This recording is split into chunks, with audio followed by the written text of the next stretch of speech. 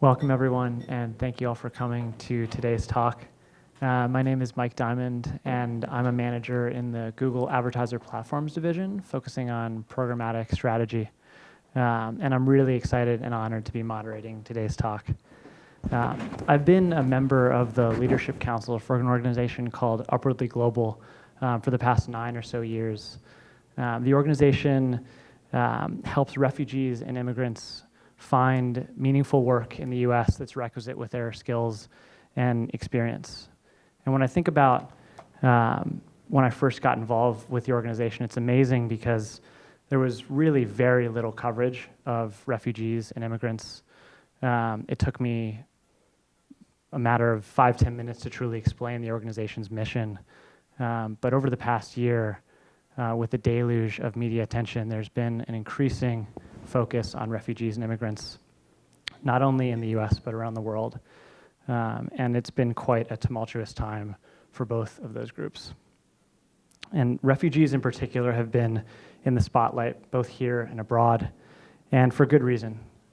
Worldwide displacement is at an absolute all-time high, with simply record numbers. They're staggering. 1 in nearly every 122 people around the globe is either refugee, internally displaced, or seeking asylum. 65.5 million people have been forcibly displaced, which is a 60% increase from just a decade ago. And over 22 million of those are refugees. So today, we welcome 2 guests who can help us better contextualize and understand emerging stories in the media, as well as our country's rhetoric and policies towards newcomers, really new Americans. Our discussion today is going to be focused on both refugees and immigrants, really who they are, the workforce issues that surround them, and our country's policies towards them. We're going to hope to cover US policy as well as practices with regards to resettlement of both refugees and immigrants. We'll talk about the differences between refugees, asylum seekers, migrants, and immigrants, as we often don't talk about the nuance between those different groups. And finally, talk about some of the support systems that are here in America to support these communities. So without further ado, let me introduce you to our two guests. First, Sussan Khozouri is the Senior Director of Philanthropy and Partnerships at the American Jewish Joint Distribution Committee, also known as the JDC.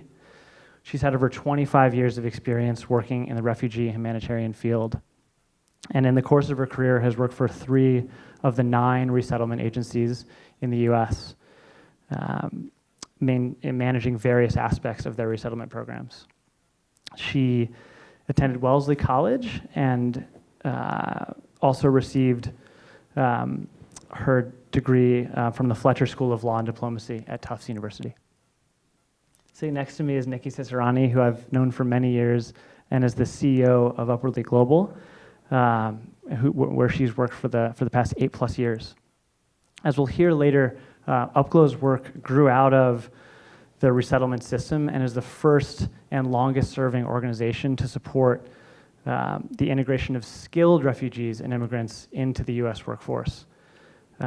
Nikki has received her MBA from Columbia and has a bachelor's degree in policy analysis from Cornell.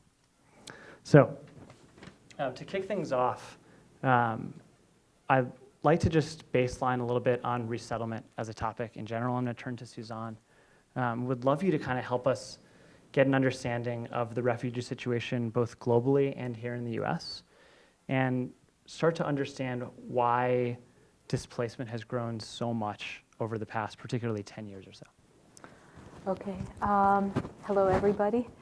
So I'll focus on resettlement in the US, but just for perspective, the situation right now in Syria is definitely the thing that has turned the pendulum and really ramped up the desperation and the situation for refugees worldwide. But really, we live in a world where there's much less peace building. There's so much more persecution than ever before.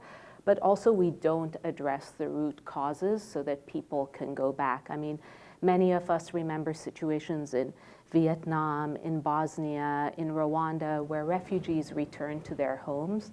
There is less and less of that today. So today we still see millions of refugees that have left Afghanistan. How many of you even remember when Afghanistan happened? That was way back in the 1980s.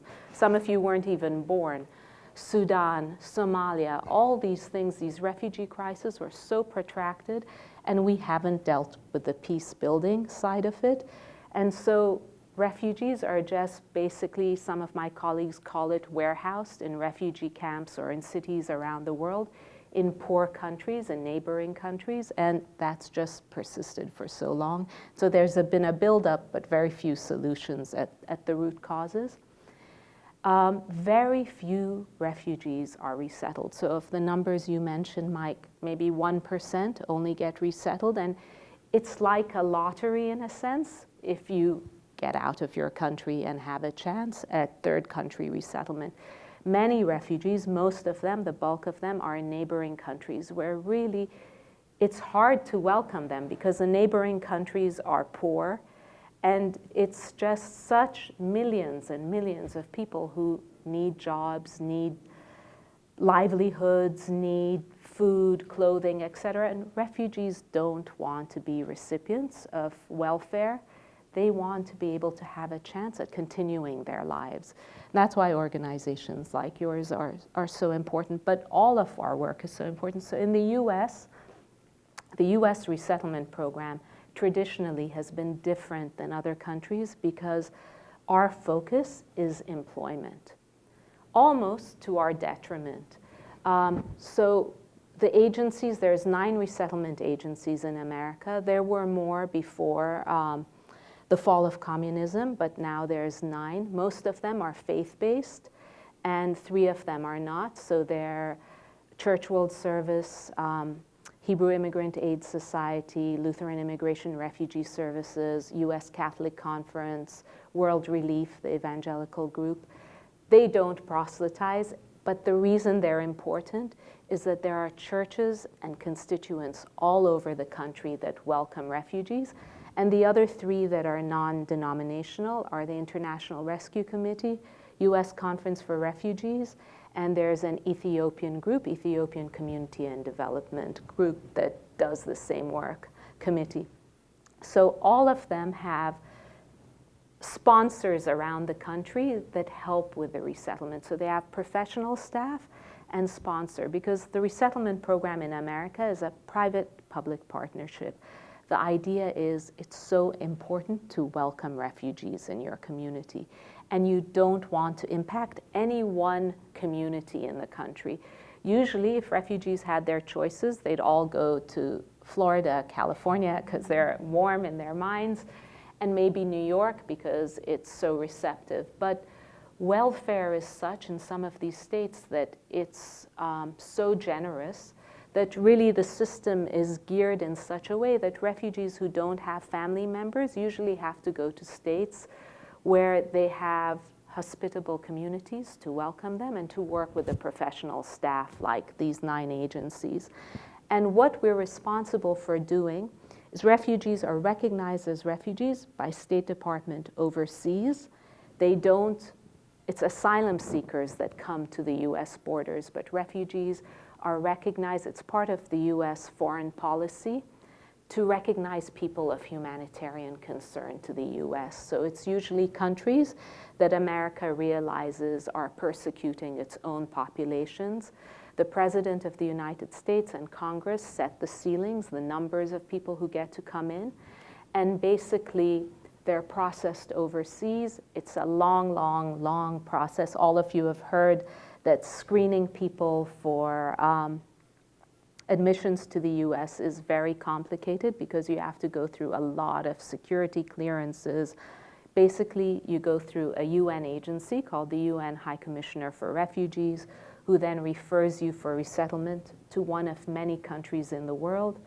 Your papers go through. Some refugees have been there 10, 20, 30 years before they even arrive to America, especially those coming in from Africa. Some come in about 2-3 years, which is considered very fast after waiting. And they come here, we receive them, the resettlement agencies basically receive them with sponsors in America. The responsibilities are to get people employed as soon as possible. And for that reason, they usually take very low-paying jobs. The bar is to try and get jobs that will help people become self-sufficient, enough money to pay for your rent. And basically, over a longer time frame, a longer arc in your life, you start learning the English, you start doing all those other things, and you slowly move up the ladder. So it's a difficult thing, but that's the emphasis of the US program. In some of the countries in Europe, they would rather a refugee go on welfare than get the job of a local person. But in the States, that's not the way we do it. We do it with a real emphasis on early self-sufficiency. So that basically, and so when refugees come in, the resettlement agencies within 90 to 120 days have to get you a job, help you with an apartment. And remember, it's not just through State Department money, it's a lot of the goodwill of American people and neighbors and communities. Get you jobs, social security numbers, help enroll kids in school, help connect you to your community, because nobody wants refugees to live in isolation. You both want a host community and a community that might be existing, like an ethnic community that can speak the same language so they can have access to food that's familiar to them. So basically the program runs for the most part really beautifully, but with the idea that you give people the minimum. Over the long term, there are other social services that refugees can access, state employment programs, ESL programs, et cetera, and that goes on for a long time. But it takes organizations like Upwardly Global that have that specific understanding of what kind of support system somebody trying to get a new job and move up in the market really requires. And so organizations like this are more and more important to make sure that refugees are not an underclass, because as Mike said, they're new Americans. They're not refugees when they arrive here. We've selected them as people who will be part of our communities. And many contribute immediately. So sorry, it was a long response, but Yeah, it's a big issue. Yeah, can you tell us a little bit more about the profile of refugees? So are they families, individuals? Like, what does that look like? Okay, so in general, it's a difficult question to answer. The UN High Commissioner for Refugees used to have these posters and says, these are refugees. And there would be these little puppets, pictures of anybody you can imagine. So because basically when you have a refugee crisis, it's everybody. So it could be anyone who's a Muslim, anyone who's a Christian, anyone who's a Jew, and from all classes. It doesn't discriminate. Governments don't discriminate just by class. So it's basically everyone. More than half are probably children. Most coming to the US are families. There are situations and places where single people are coming primarily because of maybe specific persecution that a government has inflicted on a certain group, but generally it's mostly families. But it's everybody. It's carpenters, it's journalists, it's everybody, it's anybody. We started mentioning, I know you've worked for a number of the resettlement organizations. Can you tell us a little bit about the process that those organizations go through to help families, to help individuals? Okay, so most important is having volunteers, having people to support refugees. That's one of the most important things. We usually rely, so again, another aspect of the American program vis-a-vis refugees is priority is given to people who have family members in the US because they're obviously the biggest support system, and then your community and volunteers are the other support system. So for church-based organizations, you can have many churches helping with sponsorship. So mentoring kids in school, mentoring families, helping families. There's a lot of psychosocial issues that maybe people are suffering from, isolation, depression. So it really helps to be integrated.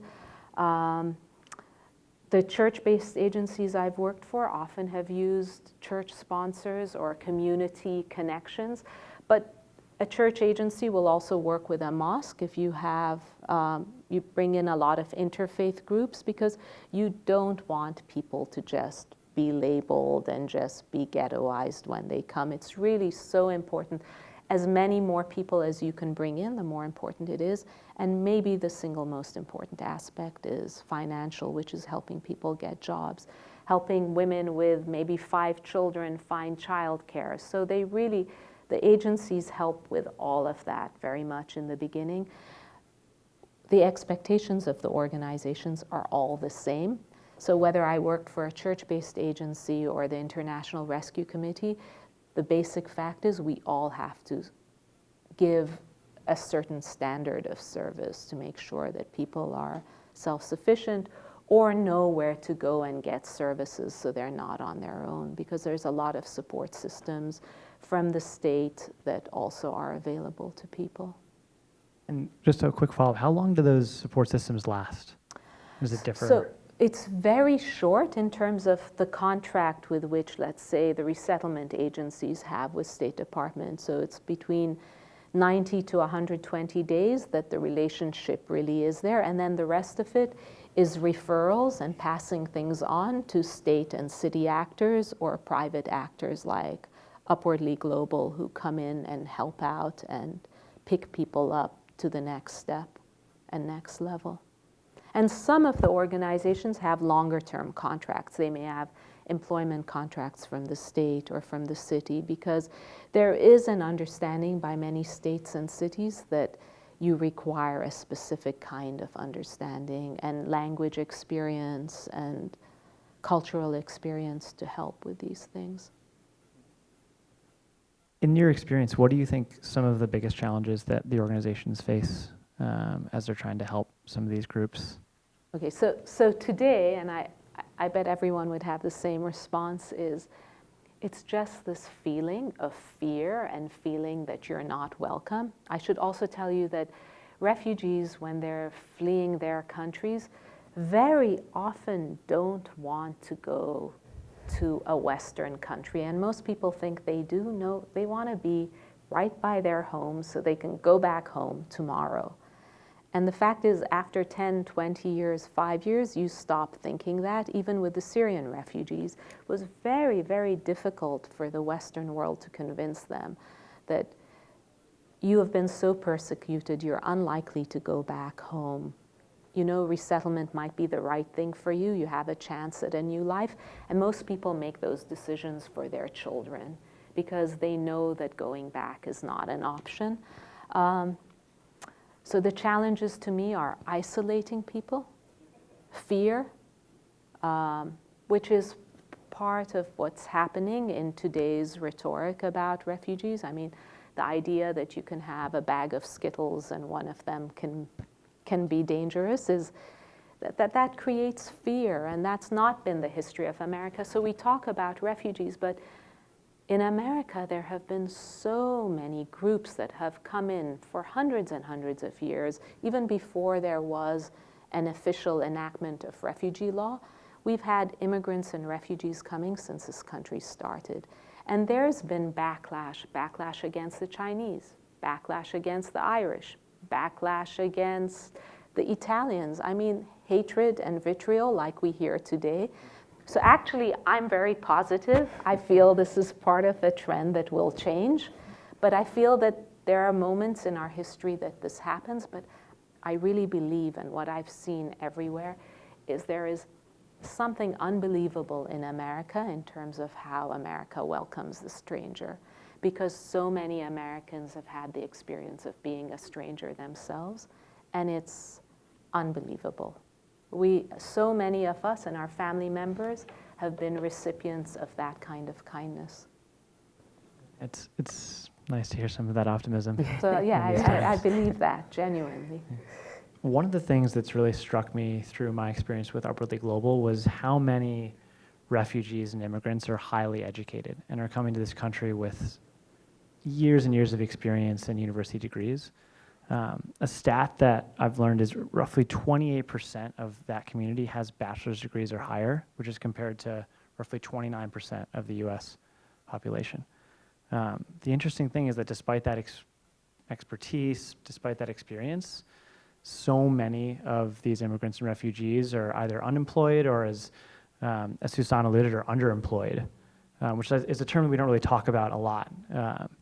And so many of them end up being very poor, and that is certainly not a situation that they deserve. And so when I think about Upwardly Global, I want to kind of transition over to Nikki to talk about why that problem exists and how do you think you have addressed it, and how can other organizations kind of address that? Sure. So I think it's easiest to talk about the founding of Upwardly Global because our founder, and I'm not the founder of the organization, was working in refugee resettlement. And while resettlement happens through 9 different volunteer agencies throughout the country, the government also has some national services that help all of those volunteer agencies do their jobs, particularly with respect to, as Sussan said, employment. Our founder was working in that employment technical assistance to the volunteer agencies when the first wave of Bosnians came over. Now, the Bosnian refugee cohort was relatively highly educated, and it was in seeing that the system was set up to do what Sussan said, rapid attachment jobs. Those jobs tended to be low wage, low skill work. And it was her experience watching literally surgeons and engineers wind up in the front lines of chicken processing plants, where they were considered the best employees in the organization. But there was nothing left in the system to help them get back into their trained fields.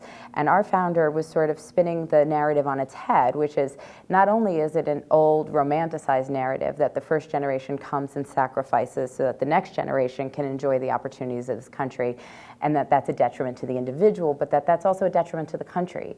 So this was really at the beginning in which, we've talked more and more, certainly over the last decade when I've been with Upwardly Global, about a skills gap in the country.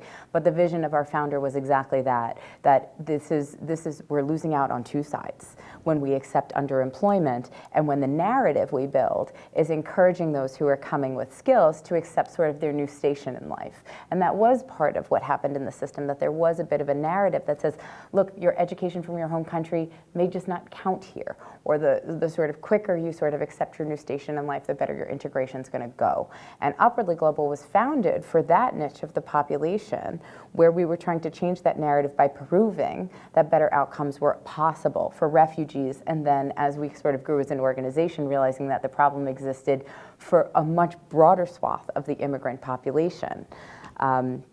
So we exist because, despite the media having you believe that every immigrant in the country might be undocumented or coming through the H-1B process, most people don't know we legally allow about 1 million people into the country every year through our regular immigration channels. And so our primary immigration policy in the country is family reunification.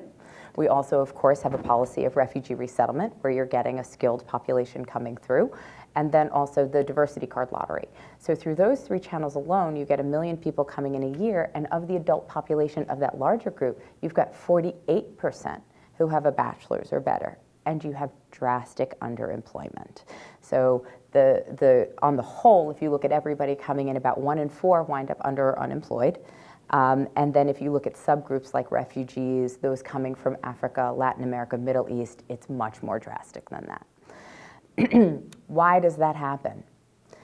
So if you start to think about your own sort of trajectory as a professional, and you start to think about what you needed in order to get where you're going, some of those things will not be there for somebody coming to the country after they've been educated and started their career. So the biggest thing that could possibly be missing, of course, is English language skills. And that's true for about half the population that wind up under or unemployed, is that their English is simply not sufficient. Now, that doesn't mean that they're not fluent.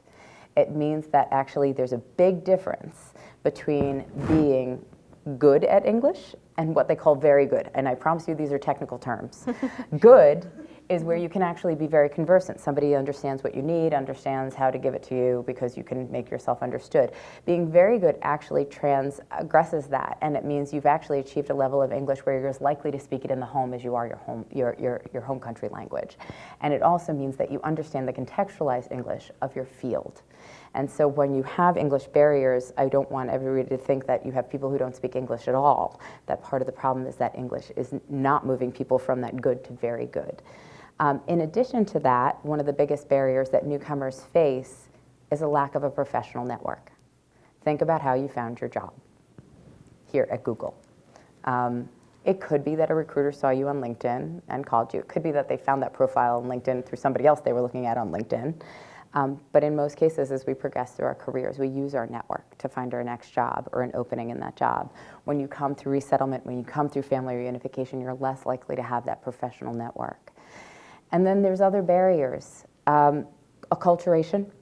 The job search is very different here in the US than it might be in other countries. So a very classic example, I don't know if we have anybody who's educated outside the US, experience outside the US, but your resume may have its picture on it, marital status, religious affiliation. It's not atypical to have a 5, 6, 7, even 8-page resume from certain parts of the world.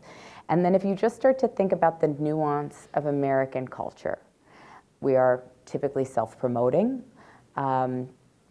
meaning that we don't shy away from talking about accomplishments of yourself or your team, but that you have to actually do that. We express enthusiasm about a job. We tend not to be as hierarchical as other cultures, so our interview processes require that we ask the interviewer questions, things that may feel odd coming from other types of cultures, but that's just not done in the job search. And so what you have is this no network, resume and set of job search skills that are not working here. And then finally what you have is you have a misunderstanding of foreign education.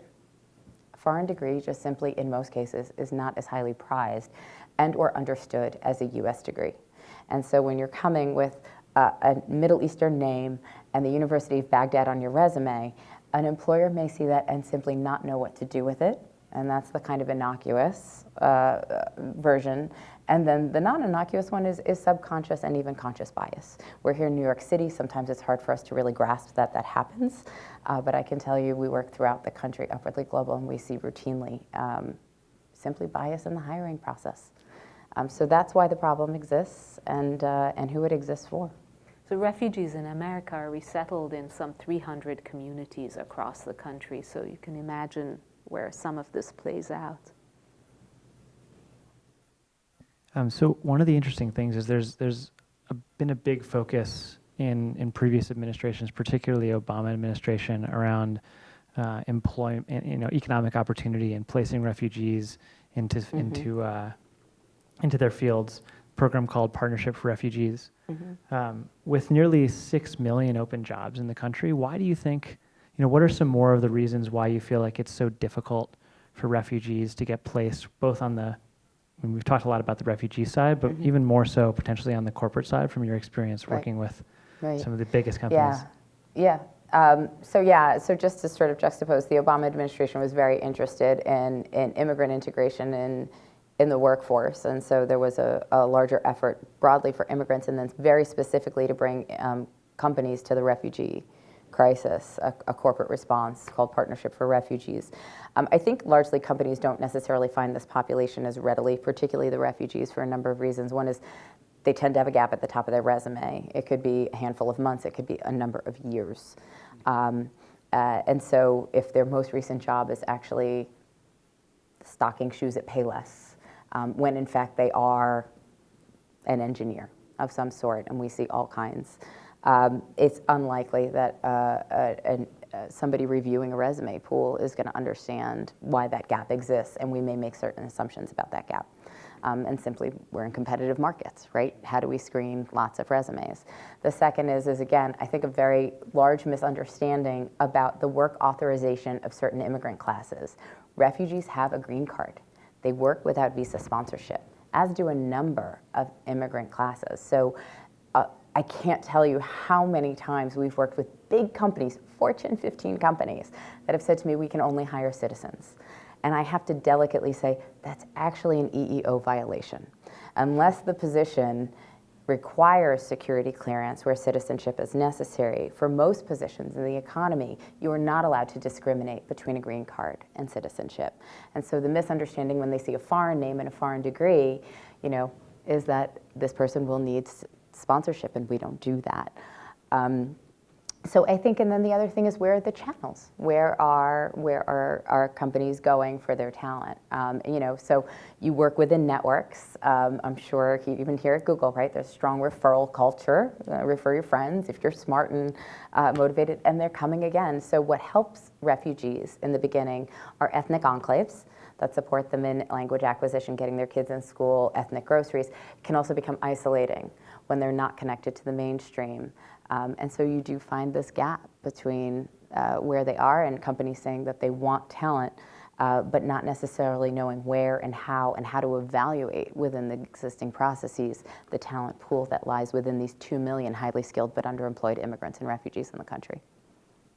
So I guess as a follow-up to that, what are some of the ways in which, at a policy level, we're educating corporate leaders to be able to understand those groups better? Right. I think the larger conversation right now is about finding talent, period, right? So I think you see a couple of things. I think you see a larger movement to understanding that diversity and inclusion happens, right, in a lot of ways, that we have to source talent from a lot of venues. And in addition to that, it's, I think, really about companies embracing bias as we see them trying to do, and really understanding where they may have that bias. And then I think it's really about understanding recruiting processes and how often are we really creating diversity through our processes versus screening it out. But from a policy standpoint, it's still at an individual company level. This administration has not sought to catalyze the corporate sector in maybe the same way that the last administration did. And so it's still at a very individual company level. I think it's still under the broader umbrella of companies seeking talent and being in a moment where how do you assess that? Could it come from foreign degrees? Can it come from no degree, right? And we're seeing this broader sort of idea that maybe we don't need a degree for certain jobs in the economy, and we're just sort of inflating what is necessary in educational attainment to achieve certain in-demand jobs. So I think that we're just trying to thread ourselves and the population into the larger narrative right now about where talent is and how we access it, the things we have to do to get at it. I would just say that at a really basic level, the fear that's going on right now, this vilifying immigrant communities, this sense that they're pariahs, rather than looking at people as assets, bringing in degrees, bringing in diversity in ethnicity, but bringing in diversity even in age. America has been very, very lucky because we're a young country because of this influx of 1 million new people every year. We're not Japan, we're not Italy, we're not suffering from a workforce to retirement ratio like other countries because of this. There's so many, and in many, many places, I don't know where you are all from, but there are many cities in America that can talk about being revitalized because of new ethnic communities that have come in and are working and have brought work and have invested in private businesses. And so all of that's not part of the conversation now. And really, I hear, even from people I met recently with a couple of people who are from Google and whose husbands and wives don't have jobs, but people are afraid to go out now and look for jobs. Everyone is so afraid of discrimination.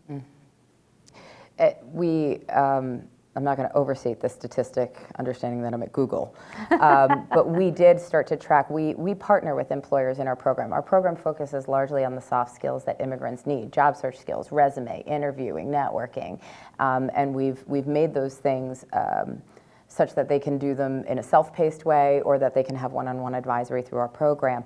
And then on the employer side, we engage employers. We do training for them on who the population is. We do some anti-bias training, but we also engage employers in volunteer opportunities. We've done it with Google, where employees actually work as mock interviewers to newcomers, and they teach them really what was good in the interview, what wasn't. They get formalized feedback. It goes into their advisory process. But we do also believe in contact theory. And even in these major markets, Upwardly Global has a footprint of about 7 cities throughout the US, some like New York and some like Boise, Idaho. And what's incredible is that uniformly across that, contact theory holds, that people will change their minds and their attitudes about a certain population after having had a personal experience interacting with them. And what we have found is that some companies come to us and say, we don't want to do any of this employee engagement, show us talent. And we've actually measured how many times we present a candidate to how many times they then interview a candidate presented. And we've then later gone on to have employee engagement with that company and measured the present to interview ratio and seen enormous growth in the present to interview ratio once we have employee engagement, meaning their employees are interacting with our job seekers in a meaningful way. One last question before we open it up, and I think one of the amazing things has been watching Upwardly Global's growth over the past 10 plus years, just in terms of the amount of job seekers they've supported from hundreds to thousands in an individual year. Right. But I know that you've done a lot of thinking about how to scale the program beyond that contact specific piece. Sure. How have you done that? And you know, with the Google audience, we always think about bringing our product to a wider audience. So Yep. how have you done that? Yeah, great. We did it as any 21st century company's doing it. We used more technology. So a program that was started out being very much in person with training, we realized we have a population that is very inclined to use technology. They are highly skilled in their home countries. I mean, anywhere between 30 and 40% of them in any given year have a master's or better that work with us. And so we didn't have to do trainings in person. We could absolutely use the best of online learning and the best of technology. So we've really tried to take everything we were doing that we knew were critical elements of the program and do as much of what didn't need a human to do through automation, technology, robust platforms, and robust online learning management functionality. I mean, to the point where we were spending hours of human time taking foreign resumes and making them look like US resumes, and now we just built a resume builder tool. It just pulls it into a US style format, like drop the picture, and then interactive trainings that teach you what information goes where, so that at least you can compete for the job. Our job is not to get anybody a job, it's to give them the tools to compete for the job, which I think is very inherently American. And we're now doing that with a technology platform and a portal that we can license to partners like the Resettlement system. So if you are our IRC and you have X number of organizations on the ground, some of those will be receiving higher volume of refugees that are highly skilled. But the system's not really set up, as we heard from Sussan, to do that work. But some of them are coming ready to go today. The Iraqis are all been educated in English. They speak English very well if they went to university. They don't need necessarily to take a survival job. Some of them are coming because they serve the US military forces. They know US culture relatively well. So you can have tools that now you can just embed in the existing system. Community colleges, libraries, even the federal workforce system is really geared towards helping people get really low-wage, low-skill work or mid-skill work now. You can actually offer it through the system. They license the portal, they license the resources, and we're scaling our growth that way through productizing what we've done. And I just want to say this, keeping data on all of it since day one. So the most fun part of what we do, and that I'm really excited about for the future, is that it's like these mini pathways for those who come to the US. And the more data you have, the more time you can help them avoid pathways that didn't work. A doctor who comes to the US of a certain age with a certain background and a certain specialty may have decision points in their journey in the US. Should they relicense as a physician? Should they find an alternate degree that may take less time and fewer resources, have a higher degree of success? And we're going to start to have enough data to look at where are they in the US, where were they educated, how long ago, to give them some analysis of what are the best ways for them to pathway back into professional careers that use their skills and their experience. And there, we are doing a little test with a Google Big Data product. So I would say the data that distinguishes Upwardly Global is incredible, and it's the only way to counter those stories that keep circulating. I mean, I'm a huge fan because of this. I mean, it really distinguishes Upwardly Global from any other service provider in this field, I think, in this niche. Really exciting stuff. So I do want to open it up for audience questions, and feel free to please come to the mic because we are recording this talk. So we'll open it up to you guys. Hi, that was so great. So my question is, do you guys have a clear sort of end goal that you're trying to achieve for any given sort of refugee or immigrant? Like, what would be considered a success? Like, would it be a success if, say, this doctor who came over became like a lab tech? Would it be only a success if he became like, was still working in the medical profession? Or maybe would it be considered a success if maybe his kids eventually like went to a really great college and eventually went on to medical school? Like, what is sort of, how are you measuring sort of your progress? That's a great question. So we've thought about this problem a number of ways. And, I'm sort of trained, right, with an economics brain, so mine is like optimization, right? When are we optimized? We have decided as Upwardly Global that we're sort of in a turn of the wheel where our goal is at least creating a high-quality system of non-vulnerable support. And that's a fancy way of saying no matter where you land in the US, you should not be without a resource that can support you understanding where and how to rebuild your professional career. And so this is sort of the phase we're in. While we've done that though, and because of the data, what we have is a large body of information on licensing and relicensing. What are the barriers? Who's relicensing? How easily? Because remember, for professions like doctors, dentists, lawyers, civil engineers, and it's governed by state. It's not even a national policy that where you land in the US may predict the ease with which you can relicense. And so I think for us, this first turn of the wheel is about getting what we have into the system in a way that is not vulnerable and ubiquitous, and to be able to collect the data on it. And the second turn of the wheel would be optimizing for understanding the policies around certification. So who's getting jobs, who needs to recertify, and if they are in in-demand fields where certification is necessary, what and how is most helping them obtain those certifications. In some cases, it's financial support. They don't have the $800 to take a Coursera course. Again, we're being supported by Google to sort of fix that gap.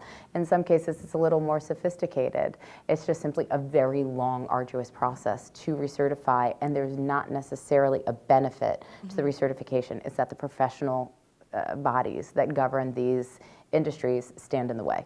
So a very classic example, not to throw the physician's assistants under the bus, but a doctor could easily apply their training in their home country to become a physician assistant in the US, where the 4 years that somebody with no medical training would need could be shortened. But the physician assistant professional industry group holds tight that none of that previous medical experience, training, or experience can apply towards a physician assistant degree. And there, hopefully, over time, our data will help if there's a movement in the advocacy world to be pushing for relicensing barriers to be lowered. For me, it would be that wherever somebody has a skill that can contribute to the economy, we're not letting an issue of their ability to compete stand in the way, and we're not letting an issue of financial resources to obtain the proper licensing stand in the way. If I could just respond, so I would respond a little bit more broadly about resettlement, right? It's also about integration, and I can't emphasize that enough. So what Nikki's addressing is something much more as a systematic response overall, right?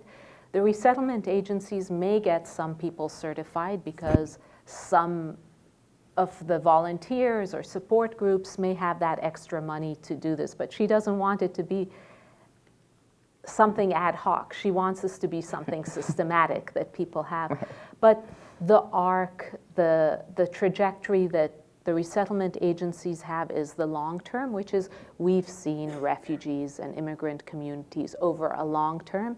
So I always say to refugees, yesterday was bad, today may be bad, but tomorrow will be better, is that idea of the improvement is gradual, but it happens, and they definitely see it with their families. But not letting people be isolated is so critical, because America will suffer if we make people afraid and isolated. And we're seeing that in countries in Europe. And the reason we don't have those problems is we have absorbed people well for hundreds of years. We shouldn't be afraid of absorbing people.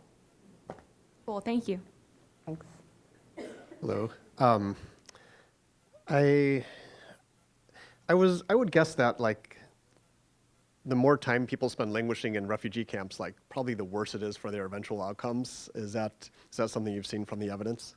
Yeah, particularly the older they are when their journey starts. So young people do better. We've seen young folks complete university pre or during even refugee camp, time in a refugee camp, and then come out. And because they're still young, companies will take a chance on them. Those, our experience and our data, I'm talking, you can I'll probably let talk him about the field in finish his general, question. is that we've seen the older they are when they get in a refugee camp and the longer they stay there, it is indeed harder when they get out. That's what we've experienced. Is that the question? Were you going to Yes. add I'm something sorry. else?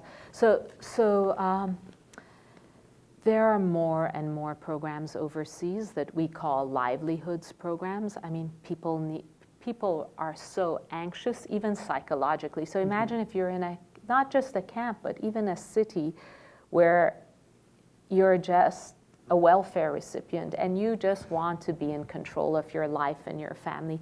You want a chance at a skill, at a job, at something. And actually, Google supports a lot of workforce livelihood programs all around the world.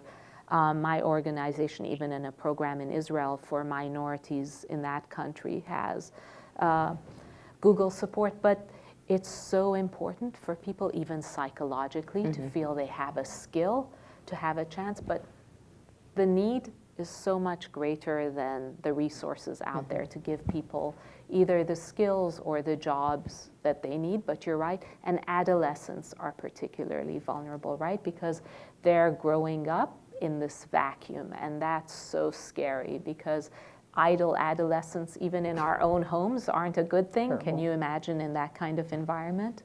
Yeah, Thank you. that's exactly right. Or young adults. I just want to say thank you because your outlook on this is very positive, and it's a great narrative, actually, as someone who's worked with adolescent refugees. It's pretty dire. Obviously, there's like a lot that can be done with data and technology and sort of the idea of building resumes and all of this, but I wanted to touch a little bit more again on what you're talking about in terms of networking and stuff, because I feel like even for people born here and everything, that's a huge issue and barrier to getting jobs. And if you could go a little bit more into the work that you do and potentially the more work that could be done in terms of working with refugees, integrating, creating networking opportunities for them, because yeah, you could be the best qualified person and have a spick and span resume, and if you don't know the right people, it's just not going to happen for you. Yeah, yeah. I mean, I'll talk about two things there. One is just teaching. Again, the gap in the system is helping newcomers understand that networking is necessary, that it's a part of how we look for jobs, and we do it outside of our family or our immediate community. So in other cultures, networking might happen, but it might happen in a little bit more of its family or its immediate community. So education is a piece of the puzzle, just that it's done, getting people comfortable with doing it in with US expectations. Two is the use of LinkedIn from an educational standpoint. So again, I mean, we just do training on how to use LinkedIn, how to do your profile, how to optimize your profile. LinkedIn helps us with that. I think the third about networks is a little bit more of the systematic too, when we see sort of like, how are you going to get people hooked in? And so I think two things. I think that there's a systematic response, and I think there's a community or movement response. The systematic response would be, wouldn't it be great if the resettlement system could get everybody a LinkedIn profile as they're starting, right? And I think the badging movement might start to help similarly. But in the same way, you have to have communities that are opening their arms and saying, we're here to help. It's got to be a community or movement type response. And I actually do think you see that response. Companies were very engaged after the refugee crisis here, and in some cases internationally, about saying, how can we help? And I think that idea that you're actually extending a hand specifically as social capital, first in helping them understand what's expected, but then in extending social capital. And I know it's exactly as you say, it's not technology. It is the part of the work that still has to be done because it's values-based, it's what we believe is sort of right to do, and because we're acting as communities that are being compassionate as well as sort of thoughtful about economic integration and its benefits.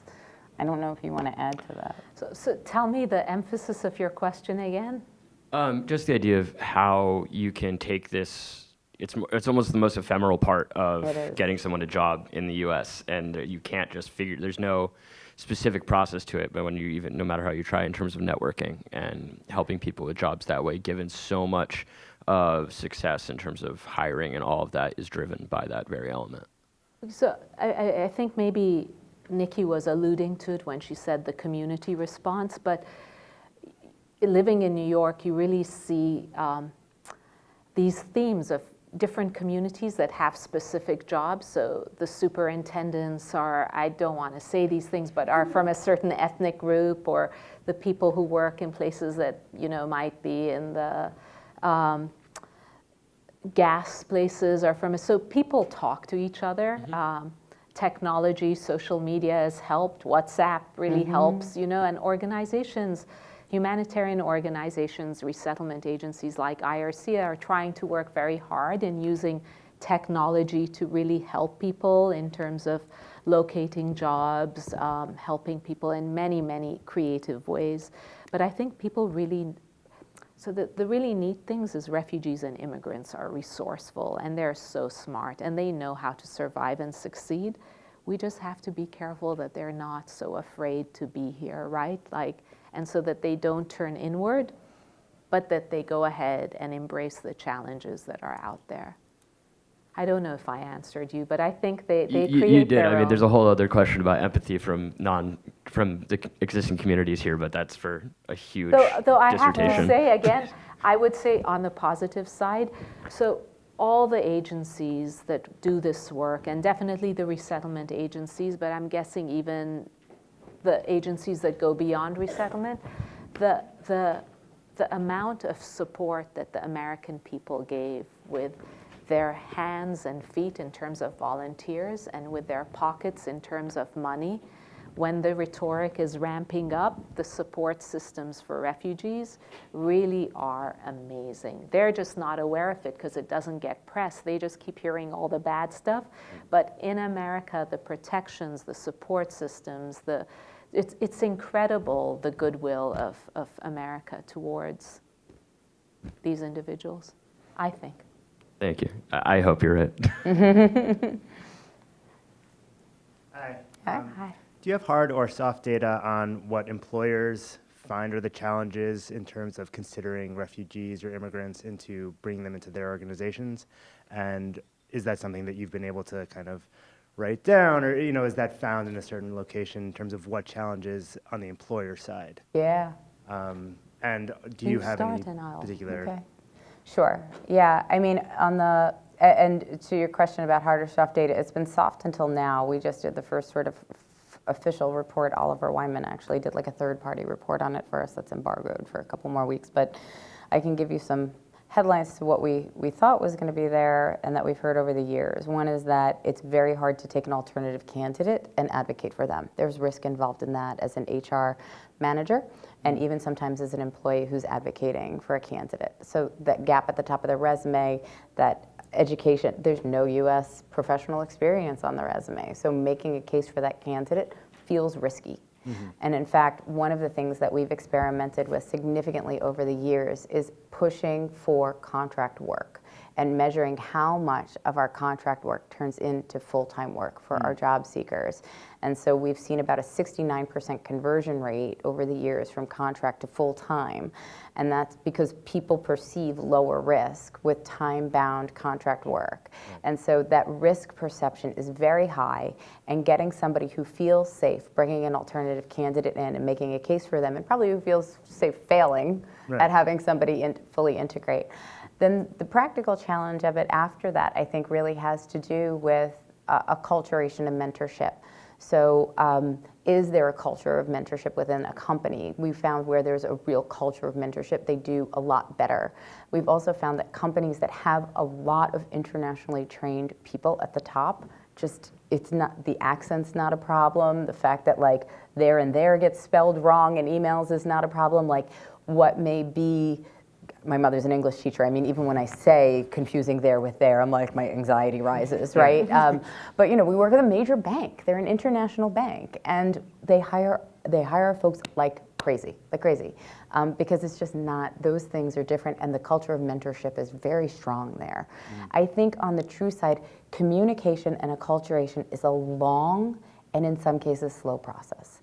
And so I think where we've seen employers tell us they're struggling is like the job seeker's in, but they're not doing particularly well in advancing. They're staying right there. And so it's because they don't understand the nuance of managing up, or they don't understand the nuance of communications, or because more communications have to be done remotely, and it's just not been a long enough time, or they're not coming along fast enough, and that's just a reality. So, you know, part of, as we've grown, what we've done is to put more in our resources for both companies and for the immigrants once they have their job. Right. Okay, great. So there are resources for So once now you've what we're actually trying, fulfilled right? it. Yeah. So we're a small It's long tail organization. as So as opposed to we're just- exactly, well, with, you know, we've got 5,000 alumni now, and we're like adding them at a clip of about 1,000 a year. And that's when we were sort of like, uh-oh, we have a new problem. We've got alumni who have to succeed in order for you know, make way for those coming in. Okay. I think some of what Nikki talked about is also true for American-born people who are struggling in these survival jobs. I would just say from a resettlement perspective, I think the mentoring is very important, but many resettlement agencies try to work with companies or employers that will accept a liaison for a period to make sure there aren't any problems. And a lot of employers would like to have somebody to go to and talk about these things. And then you bring in people who maybe somebody's wearing hijab or somebody wants to go to pray. And for these communities, it's nice to have other, you know, people from their parts of the world at that same place so that they're not the only ones there. But that's just... Are there resources to help set up those liaisons between for companies and stuff like that, or is that something that companies define for themselves? How does that? So go ahead. We do that in a very bespoke way right now. So like that is part of, so as we've evolved our model to kind of be technology enabled and scalable, we focused first on the job seeker side of this, and then we still sort of do custom stuff like that with our companies, whereas like the second turn of the wheel is about enabling companies to have a playbook and or resources that would do training internally, cross-cultural training for those who are going to play that kind of a liaison role. So the newcomers, and refugees in particular, the resettlement agencies very often will try to do this. And also the whole push for take your first job, so you have some record of having a job, showing up to work, to us is so important in the beginning, right? It's a very different place than by the time Nikki may see them. I guess this is kind of related to what we were just talking about. When you were mentioning the 8-page resume with the details that an interviewer cannot legally ask about, it makes me wonder, because I am the child of Italian immigrants, and even now, I sometimes have a difficult time explaining to them how certain things work here. Even as opposed to my previous job, Google has a slow ramp up in comparison to other software firms that I've worked for in the past. So my question then is, like, how difficult is it to teach the people, the job seekers, how different American customs regarding employment are, and how difficult is it for that information to be retained? I'm not sure how else to explain it. No, she has data on it. Yeah. Well, adults are experiential learners. And so when we said, you know, we tried to make as much available online that they could be self-paced in and use the time that we have with the humans, that we have to raise money for and pay, to practice. And in fact, many of the things that we practice are the things that feel unnatural.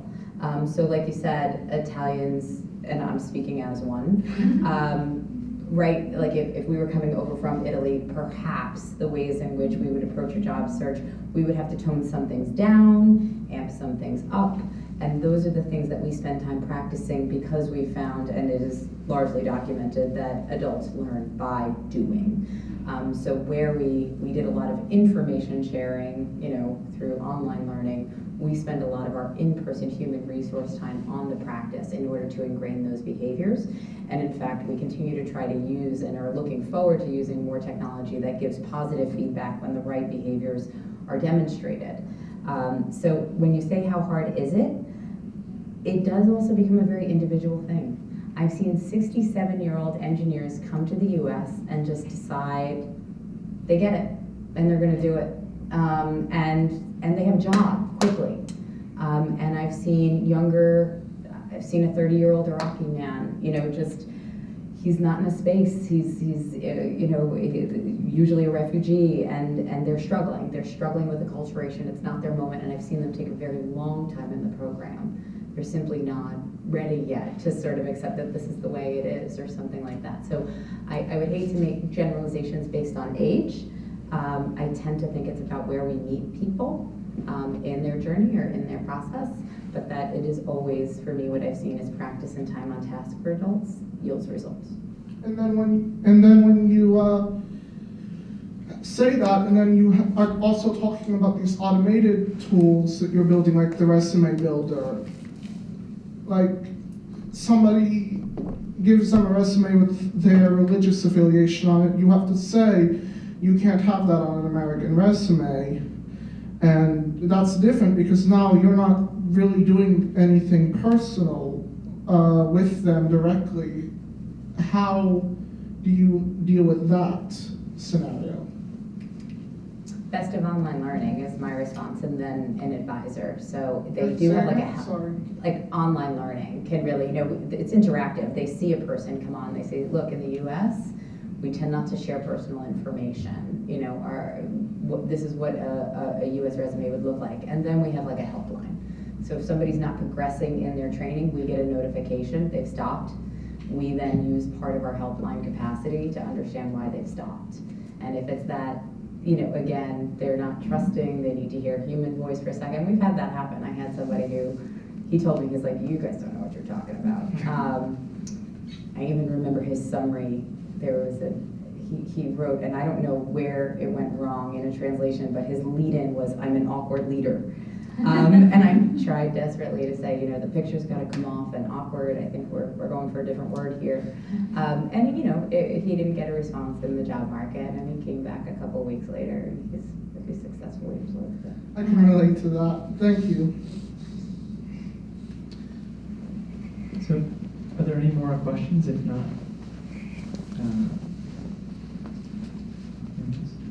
just want to thank Nikki and